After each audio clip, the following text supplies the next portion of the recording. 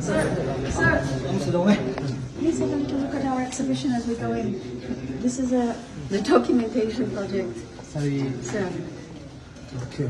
This is our project that we have been doing for 1 year to document the traditional architecture of Wancho, right? And this is together with various partners in England. University has helped us, and Adivasi Arts Trust, that's me, and we've worked with the Wancho Literary Mission. And we've also worked with a team of architects. And they came to this area, to Longding, and they visited the villages and they measured some sample buildings in Kamwanoknu and in Kamwanoksa, in Yakasa, and in Jagan. Right? So they took the measurements. There was a team of 6 architects came from Assam, young architects. And they measured all the buildings, and then they have done these beautiful plans. Measurement has been also done. Yes, the measurements, and then from the measurements that they did in the fields research study, they have created these architectural drawings, which are all done to scale, showing the elevations and the plans, the house plan and the settlement plan.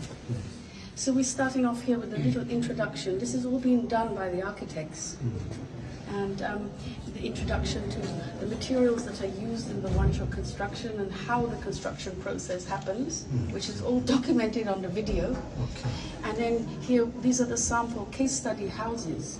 And this is in Kamwanokanu. This is a traditional house, right?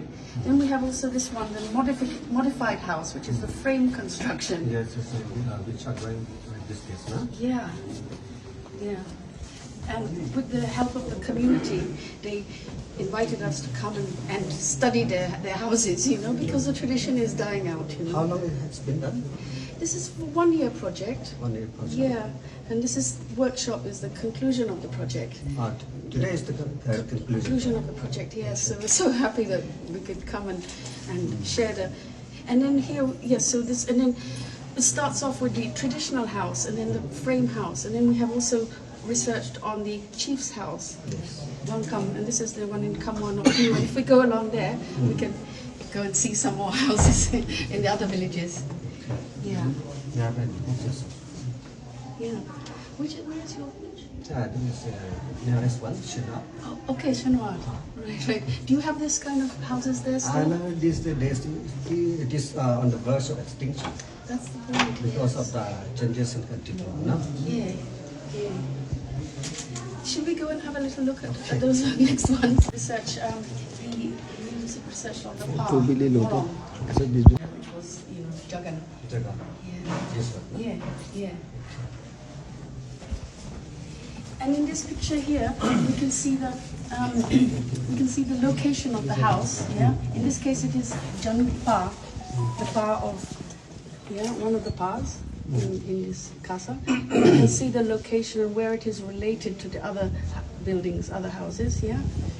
And then here we can see completely the profile, yeah, the section. It's called the section, the front section and the side section, yeah. And then the structure, the posts and the pillars and the beams, and then how the roof is done here with the bamboo, yeah.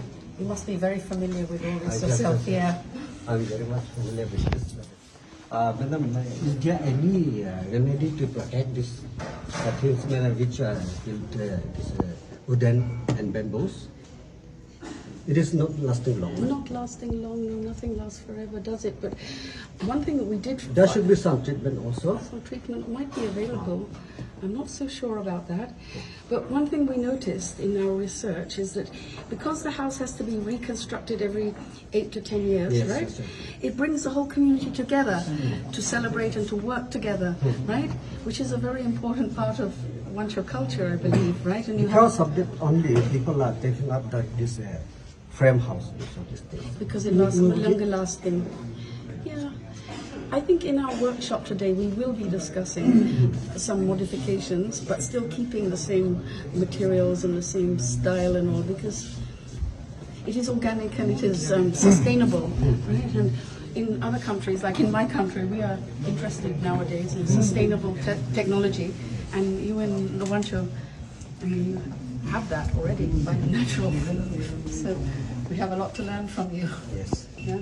So these materials, which have been documented, is going to go into the online archive.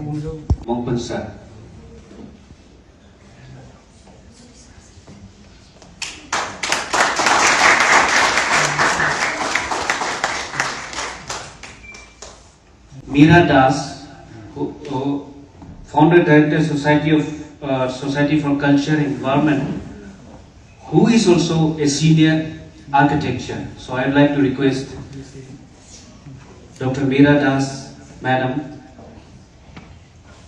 to come upon stage and receive the token of love.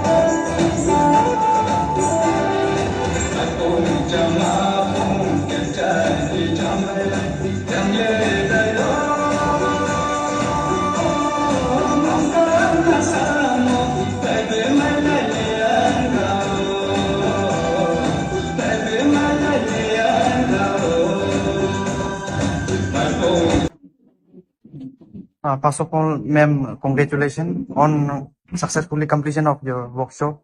Thank you very much. So tell us about your experience. How was your experience? Well, it's been a fantastic experience, although there's a few challenges in developing getting these organized. For example, getting this very they're not doing it with the government. It's an independent, a very small independent project. It's really nice to small grant for a university in my country. I propose that this documentation was required because the architectural traditions are kind of getting lost here in this area because of the modernization and change, and the architecture is also changing. In the villages, there's more different types of modern buildings coming up. So anyway, I was visiting Kamwan village anyway for recording of stories, folk stories and all. And then I asked the village people, we had a little meeting there, and I said, what about doing this documentation of the traditional architecture? And they were very interested. And that was a year ago. And now the project is coming to an end, it's completed.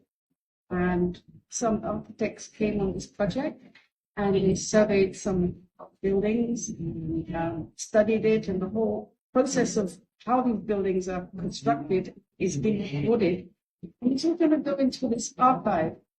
It's an online digital archive organized by the university, and it's freely available and will be open for everyone to access it. So that will be mostly, I think, researchers would be interested, researchers into traditional knowledge and house construction and architecture. But also, I hope and think that some people from the Wancho community will also be interested to look at the archive, especially into the future. This archive would be available for the long term. So I think that some people from the Wancho community might be interested to go back and look and see how the traditional houses were made in the future. But it's been a bit of a challenge to do this project because, the funding is quite small, right, for this project. That's one thing. And being a remote area, it's difficult to get here, and it's very difficult to invite people here and resource people. We've had some really good resource people who've come for this workshop. And, I feel so grateful that they were able to come all this way, because we didn't require inner line permits to come here as well. Right? And then the other thing is we had this other challenge with the guests and the chief guests and all, because people are not here. The government officials are a lot of the time in Itanagar doing their official work. So when we call them to be guests and attend to our workshop, they're not available. So we have that challenge as well. And ma'am, how did you decided to come Longding and collect all the stories? Yes, I mean, that is a bit of a story within a story. But, you know, I had a Wancho friend quite a while back. He used to work on my animation projects, you know. And then he introduced me to Banwang Losu. He was a friend of his, and he's the person who's, you know, developed the Wancho script. So through Banwang, I came to know about this area a little bit, but I never thought I would be able to come here because of the permit situation. Yes. And then finally in 2019, I applied for the permit to come here from the government of India. And I got the permission, and I came for the first time to record the stories. And that's when I also met, you know, my main collaborator for this project. He was the Japwan Wangsa from Kamwang village. And he's a teacher there in a government school. And, you know, he introduced me to the community and to the elders in the community. And we built a very nice, he and his family built a very beautiful little house for me there in the village, which is also drawing me back again and again. And he also translated me because my language in Wancho is quite limited. I only know a few words to date.